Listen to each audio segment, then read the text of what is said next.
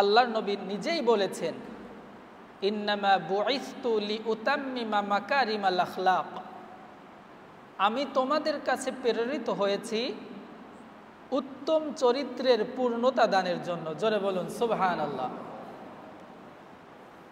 মানুষের যত সুন্দর আচরণ হতে পারে তার থেকে শতগুণ হাজার গুণ বেশি উত্তম চরিত্র আমার নবীর মধ্যে ছিল। সুবহানাল্লাহ।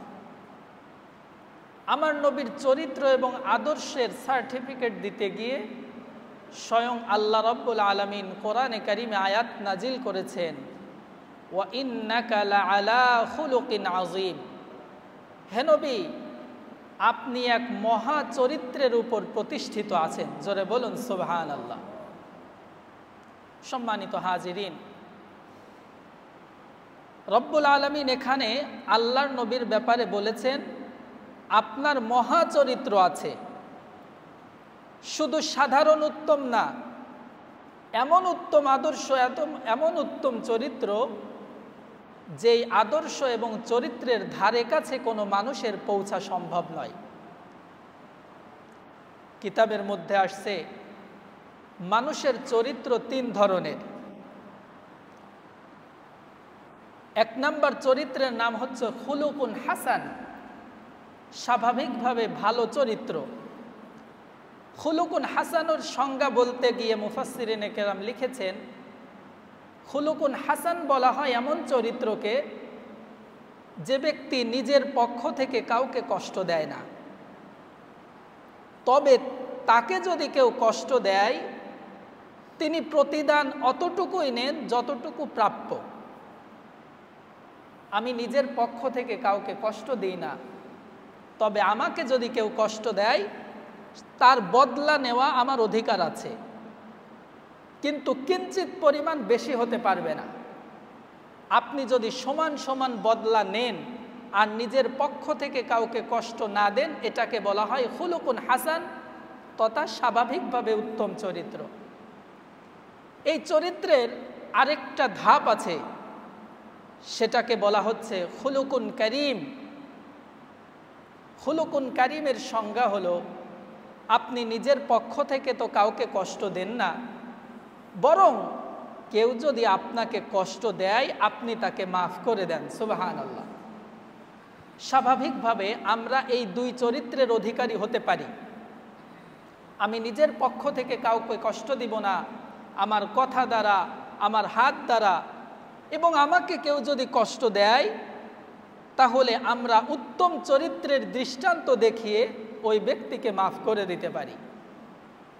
কিন্তু মজার বিষয় হলো আল্লাহ তাআলা নবীর ব্যাপারে খুলুকুন হাসানের সার্টিফিকেট দেন নাই, খুলুকুন কারিমের সার্টিফিকেটও দেন নাই, বরং আল্লাহ বলেছেন, হে নবী আপনি খুলুকুন আজিম তথা মহা চরিত্রের অধিকারী। সুবহানাল্লাহ।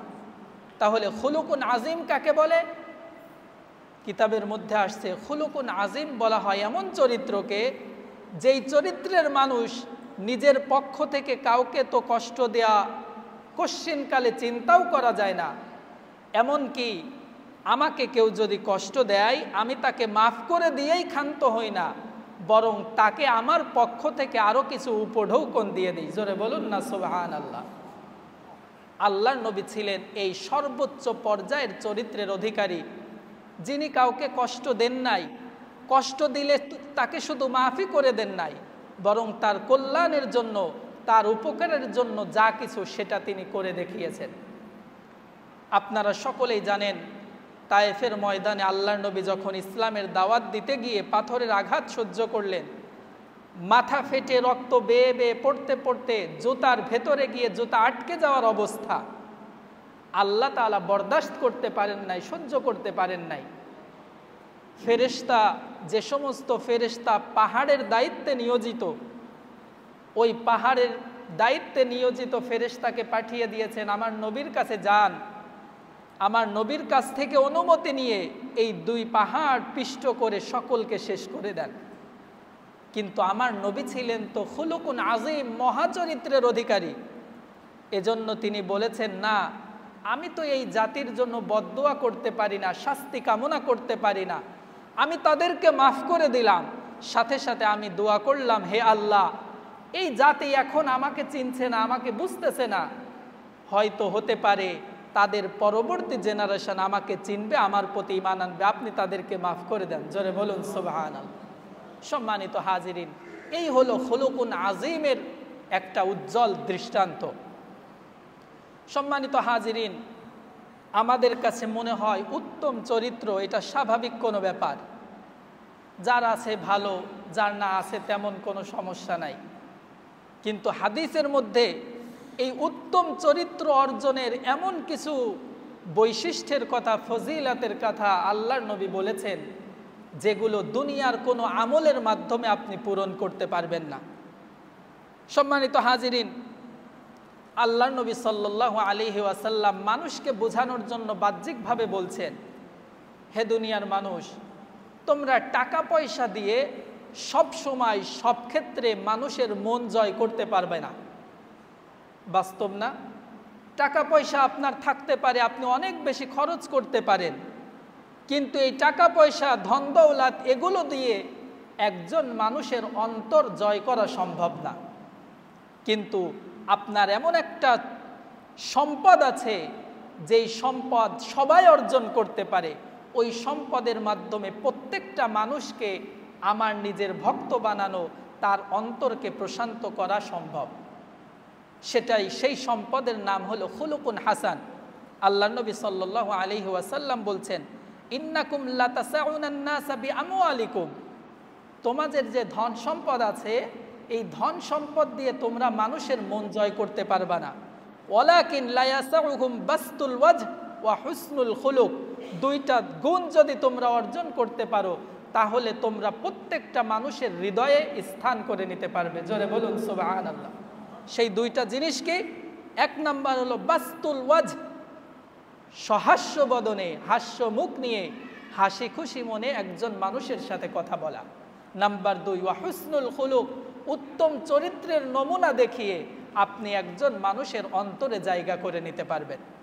সম্মানিত হাজিরিন, প্রশ্ন হতে পারে, হুজুর, আমি মানুষের অন্তরে জায়গা করে নিলে মানুষ যদি আমাকে ভালো বলে, পছন্দ করে, এতে আমার কোনো লাভ আছে নাকি?